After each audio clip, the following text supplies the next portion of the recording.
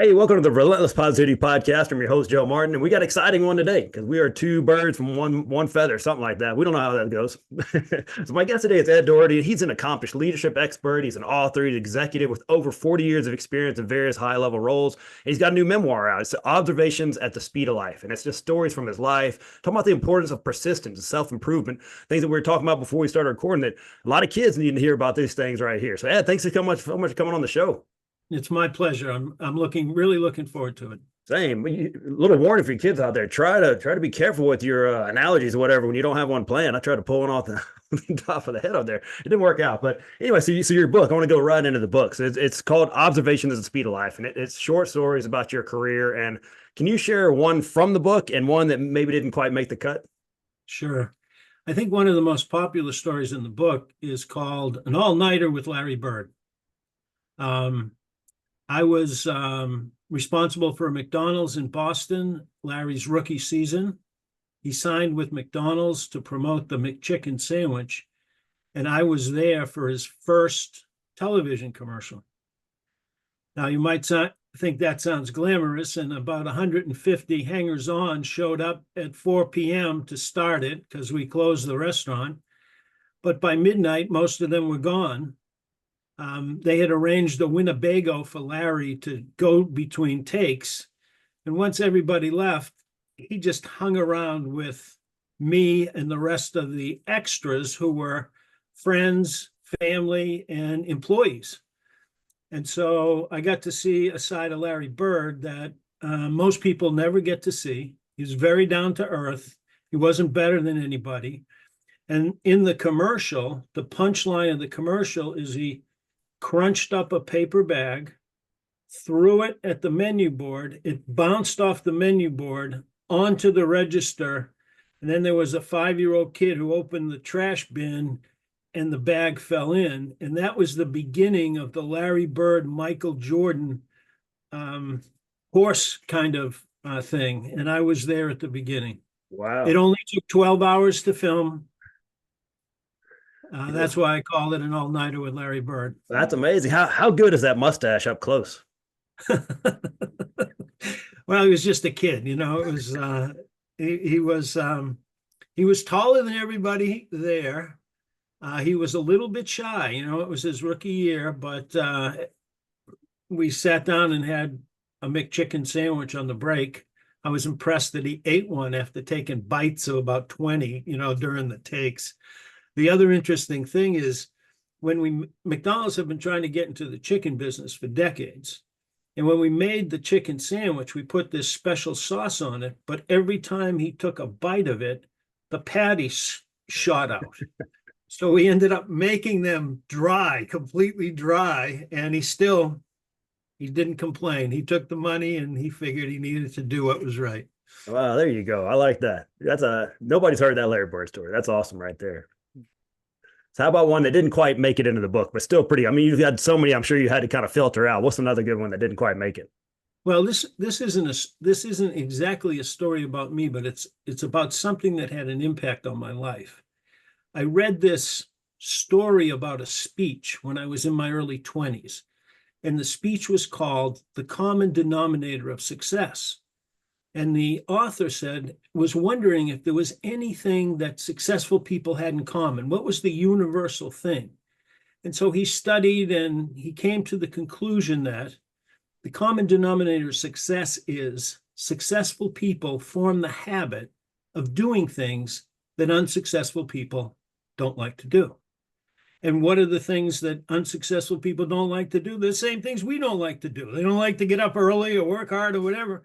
And so from my 20s on, every time I was doing something that I really didn't like to do, I knew I was being successful. I was putting another brick in that success path.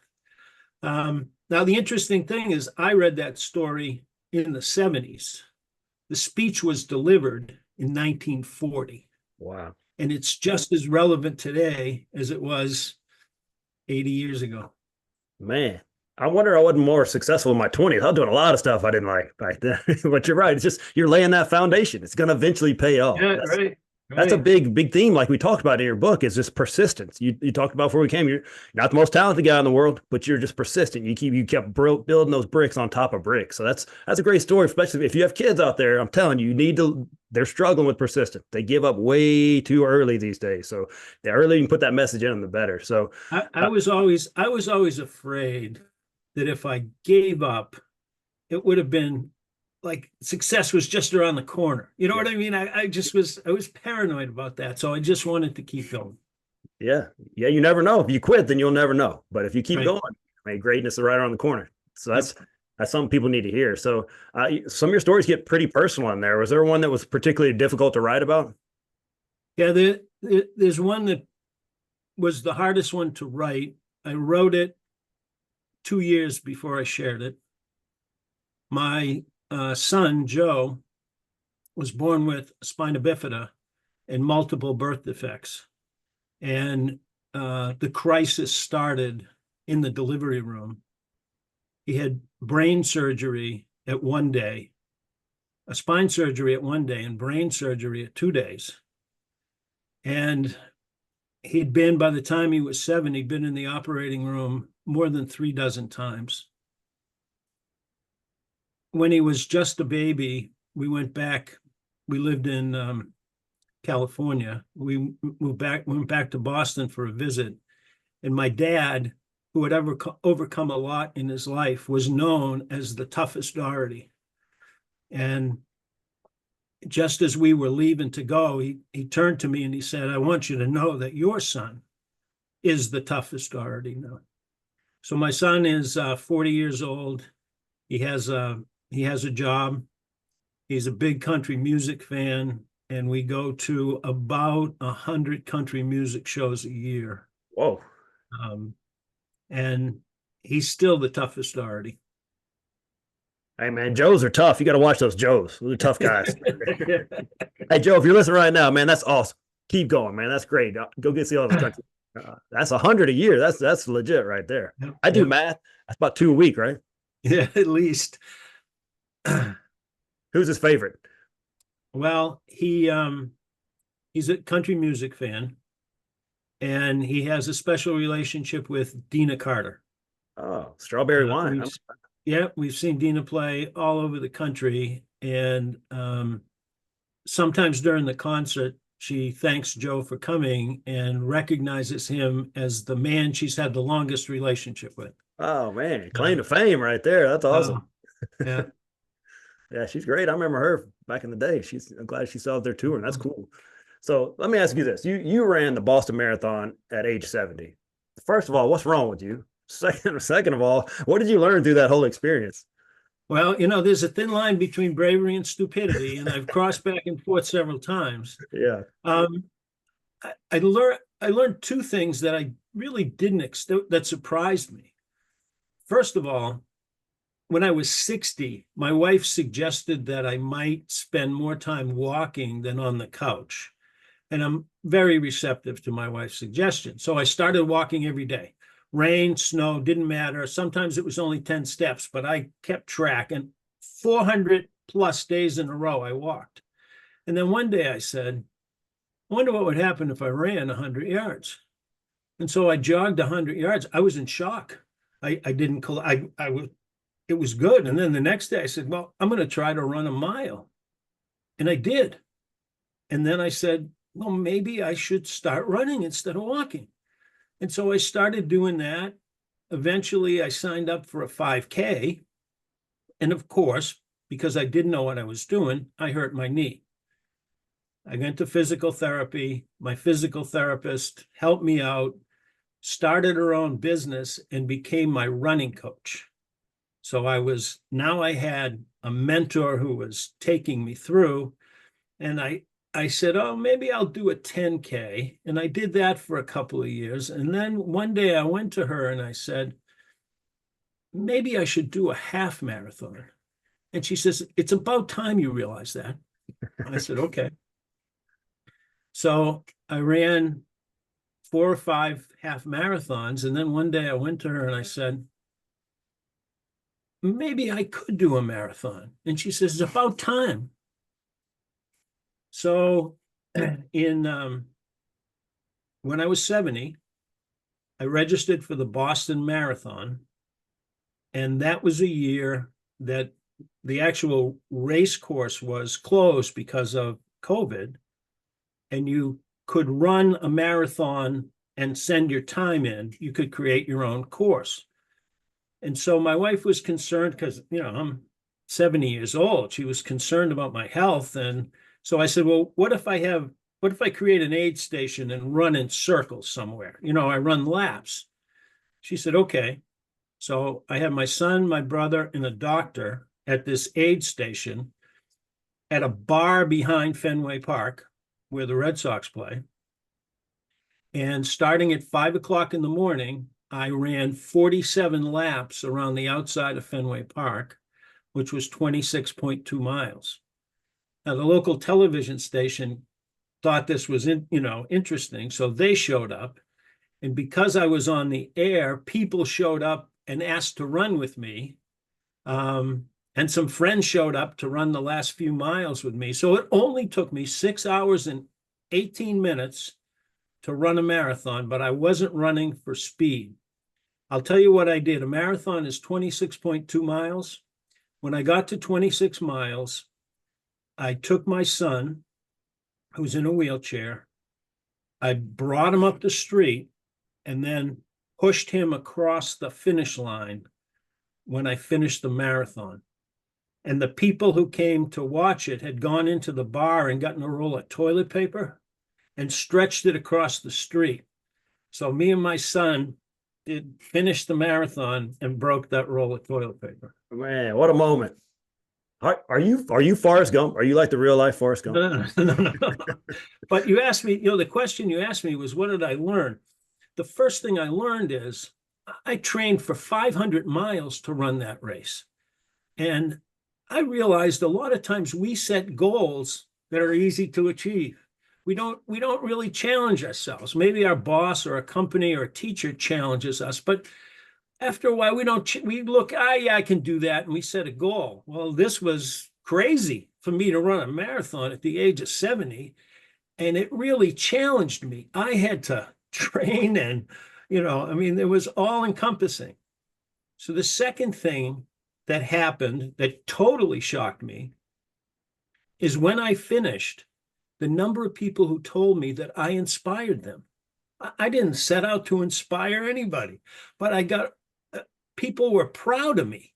And it was like, when was the last time someone said, I'm proud of you? You know what I mean? And it was just this overall glow that probably can never be replicated. Oh man, that's so cool. And it just, once again, it gets back to your persistence. You didn't start off as this big marathon runner. You just got kicked off the couch by your wife. That's where it all started. Like all great stories start, right? Yeah, right. So obviously you've already shown this. Your stories, they mix humor with wisdom. How do you kind of find that fine line between the two, where you add that humor in there, but you're also driving home your points? Well, I think I do try to be humorous, but what I'm doing is I'm sharing what I learned. Okay. I don't say you do this, you do that. I share what I did, and I write like I talk. That's what people say. I write like I talk. And so the humor in the stories is more like one-liners, like there's a thin line between bravery and stupidity. It's that kind of, like sometimes I'll use a word that I haven't used before, and I'll put in parentheses, I really had been wanting to use this word, which is why I used it. You know what I mean? And so it's that kind of humor. But I think that I experienced something, I thought about it. This is what I learned. I'm sharing it with you. Take it or leave it. It's up to you. Yeah, I think it's relatable is what it is. I think that's what people want. They don't want an academic book. We had enough of that back in school, right? They want something relatable. Right. That's great. And when I learn a new word, I want people to know too, hey, I'm going to flex this word on you. Right. So you've got a lot of range. You worked as a pipe fitter during the Vietnam War. You had that late night commercial with Larry Bird. You've done all over the place. How do these different experiences kind of contribute to your overall philosophy about life? Well, I think that there's two ways. I think my core leadership concept that I developed at a young age that I encourage everybody to believe in is nothing takes the place of leadership by example. There's nothing that isn't close. You can go to school, you can read a book, but leading by example is the primary way to lead. One of the stories in the book is called "Don't Try This at Home." And I was a chain restaurant executive. I had a territory of 68 stores in Northern California. I had just assigned to them. And I went around and looked at them, and they really needed some cleanliness improvement. So the first thing I did is I announced, I ranked stores green, yellow, red for how clean they were. And I said, on my next tour, I am going to, the stores that are green, I'm going to give them a plaque on my next tour for excellence. So I did that. And on my third tour, they were so excited to be recognized. I had the newspaper show up. I had family show up, Kids Skip School. But I still wasn't getting what I wanted across the board. So at my staff meeting, I said, there seems to be some confusion over what a clean restaurant is. A clean restaurant is one where I could eat off the floor. And the first one that meets that standard, I will eat off the floor. And so San Jose, there was a restaurant. I announced that they were the best of the best. I showed up to eat off the floor. I had a white tuxedo on. The regional manager brought the high school marching band. They were in the parking lot. I walked in, I sat down on the tile floor in the dining room, and I ordered a waffle. I figured, there were kind of points on the floor, but what I didn't realize, she just threw it right on the floor. What I didn't realize was I had to put maple syrup on it. And so there I am taking the waffle piece and dredging the syrup out of the grout, and the adrenaline, I almost passed out. And of course the newspaper is there and it was a front page story. But I will tell you that leadership by example story, I didn't have a problem with clean restaurants the rest of my time there. Everybody got it. It was, if he can do that, then I need to do it too. I need to keep the restaurant clean. If the boss is eating syrup out of the grout, we got to keep this place clean. Right. Man, what a mental image you just put in my head right there. That's amazing. Oh, yeah, I'm definitely keeping it clean. You never know when the boss comes to eat his waffle out of the grout, so you got to be on top of your game. It could be today. So if someone, you had a young professional is just starting out right now, you've got all years and years of leadership training. How would you apply that today's kind of economic world? Well, I would say I recently read a statistic where 3% of the population sets goals. Wow. So if you want to stand out, set a goal. It could be to walk 400 days. It could be to run 100. It just set a goal. You don't have a lot of competition when you're setting goals. I would like to read you my core quote, my core philosophy. And it's a quote from President Calvin Coolidge, who was another Massachusetts boy. And it's called persistence. Nothing in the world can take the place of persistence. Talent will not. Nothing is more common than unsuccessful men with talent. Genius will not. Unrewarded genius is almost a proverb. Education will not. The world is full of educated derelicts.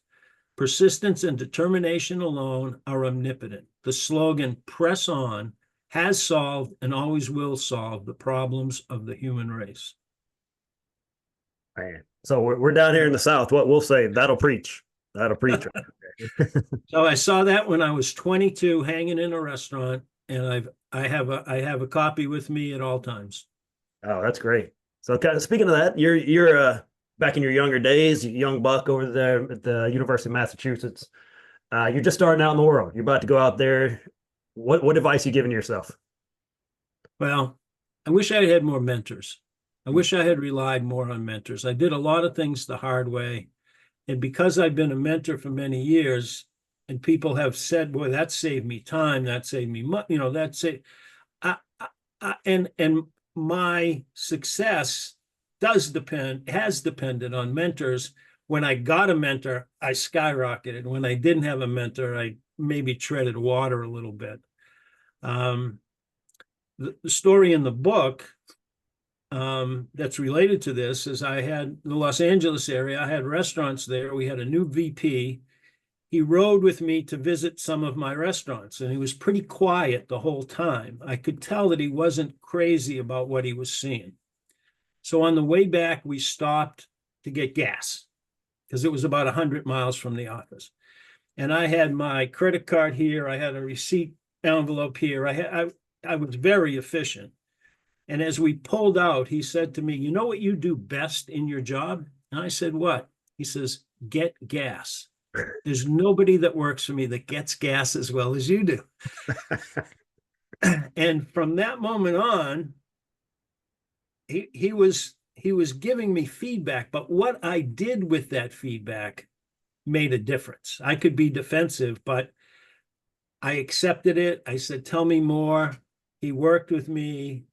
A few years later, he got a big job with the company, and he promoted me to that San Francisco position. The guy who could get gas was now a legitimate leader because he got a lot of feedback and did something with it. That's it. That's the last part you nailed. You were coachable. That's what's so important. Right.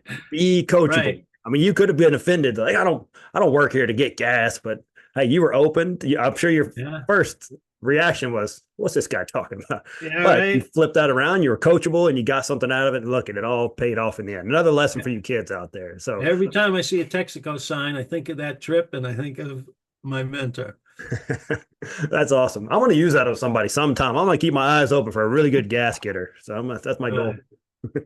But this has been fantastic, by the way. So I know people are saying, hey, I want to get this book now, because the book is just like these stories are right here, right now. It's not an academic thing. It's going to teach you these lessons with humor and stories. So where do people get the book, and where can people follow you and keep up with you?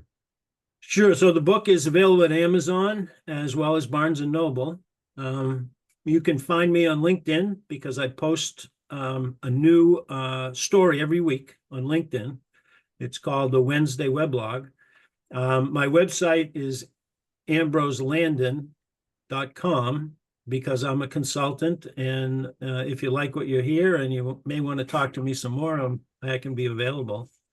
And that's my story, and I'm sticking to it. That's all. Well, it's a great story. You should stick with it. It's very, very entertaining, and also lessons. That's the best kind right there. They say, facts tell, but stories sell. So those will stick with you. These lessons will stick with you. So I'll link all that in show notes. If you guys are like me, you're not the best spellers in the world, but you can click on a link and I got you. I will help you out with that. So Ed, this was amazing. I had such a good time meeting with you and learning from you. So thank you so much for coming on the show. It's my pleasure. I really enjoyed talking to you. Absolutely. And thank you guys for listening. And if you're listening right now, please share this episode. Somebody needs to hear these lessons of persistence about how you can get what you want in the world if you'll just stick with it and be coachable. That's kind of some things that are throughout his life, why he's been so successful. And if your wife tells you get off the couch, you get off that couch. So many great lessons out there. So please share this episode, and please tune in next week on the Relentless Positivity Podcast.